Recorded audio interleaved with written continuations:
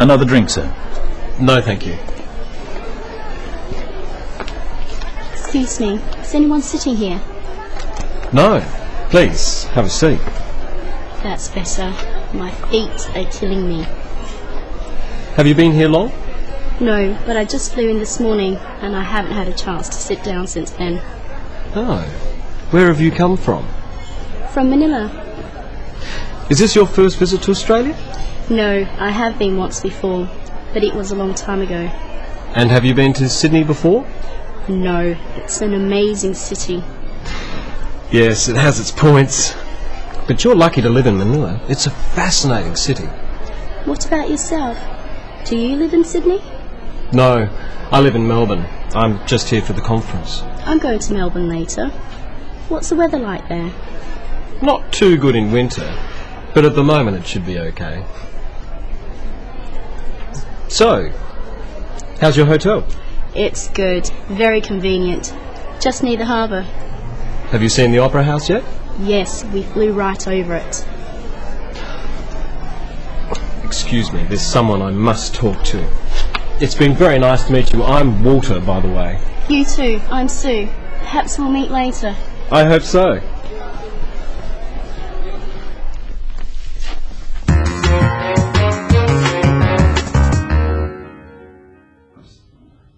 Today, we're looking at a typical conversation you might have with someone you've only just met. At a conference, for example. What sort of thing can you talk about? And what topics should be avoided? Let's look at how Walter and Sue get acquainted. Sue breaks the ice or starts the conversation. Excuse me, is anyone sitting here? No, please, have a seat. That's better. My feet are killing me. We can tell from how Sue speaks to Walter that they haven't met before. She is very polite, and so is he. But then she says something more personal, and this is the icebreaker. That's better. My feet are killing me. Sue is letting Walter know two things.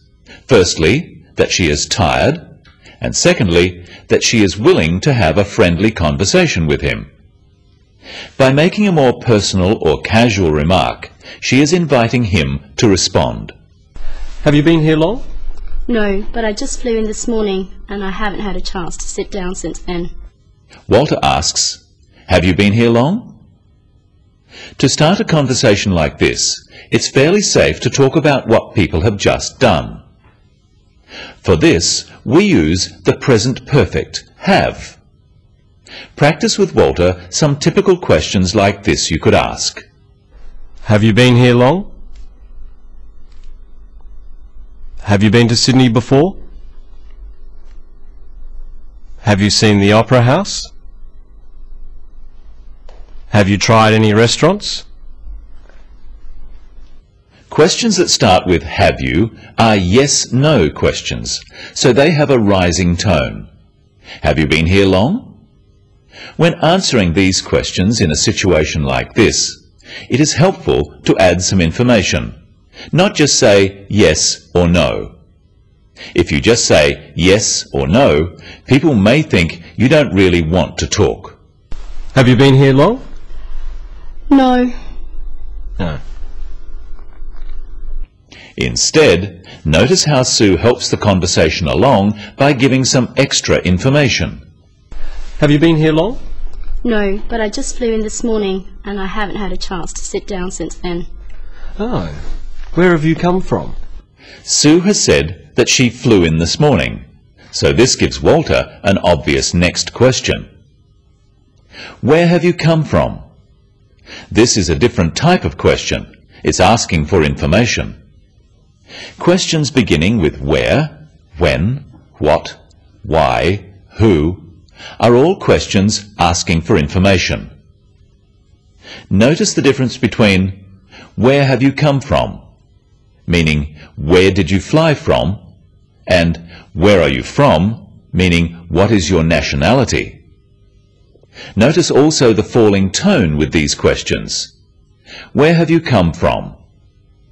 This makes the question sound friendly. But be careful not to ask too many questions like this altogether. The other person may think You're being too nosy. Where are you from?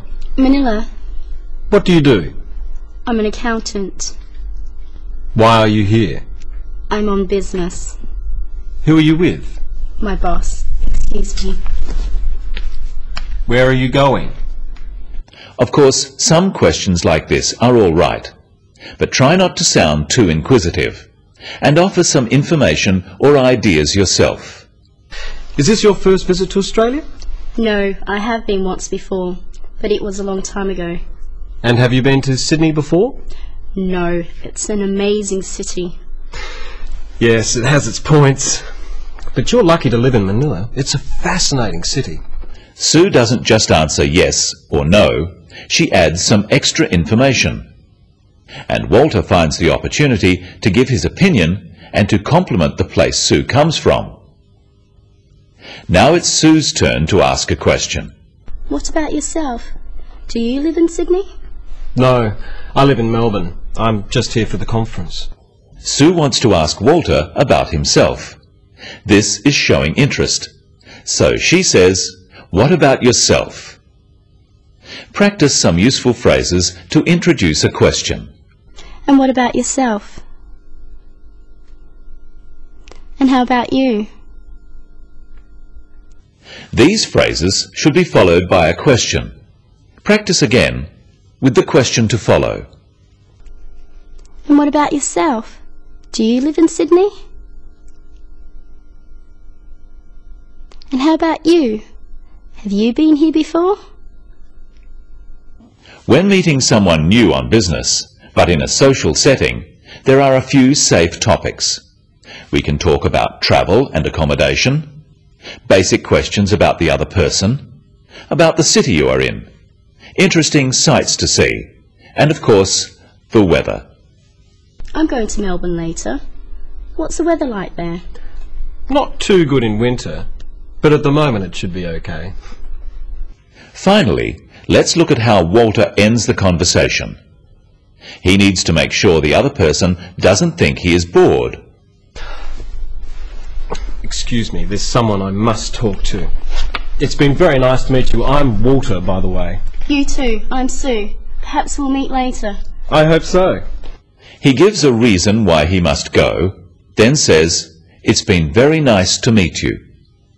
Practice some useful phrases for ending a conversation with Walter and Sue. Well, it's been very nice to meet you. Nice to meet you too. It's been good to meet you. You too. I have enjoyed talking to you. So have I. I hope we can meet again. So do I. Perhaps we'll meet again. I hope so. In conversation, when asking questions, remember to use a rising tone for yes-no questions, such as those starting with "Do you?" or "Are you?" Questions starting with "Do you?" ask about regular actions and about likes and dislikes or opinions. Do you travel often? Do you like the weather here? Do you think this session will be interesting? Questions starting with "Are you?" are asking for personal information. Are you from Manila? Or intentions? Are you going to the dinner? Questions starting with where, when, what, why, or who are asking for information, and they often have a falling tone. Where do you come from? When are you going back? People from different cultures have different ideas about what are reasonable topics for conversation between strangers. So at first, it is safest to stick to general topics, such as travel, the weather, places, and of course, the business you are in. And remember, to keep the conversation going, offer information. Don't just ask questions. That's all today on the Business of English. See you next time.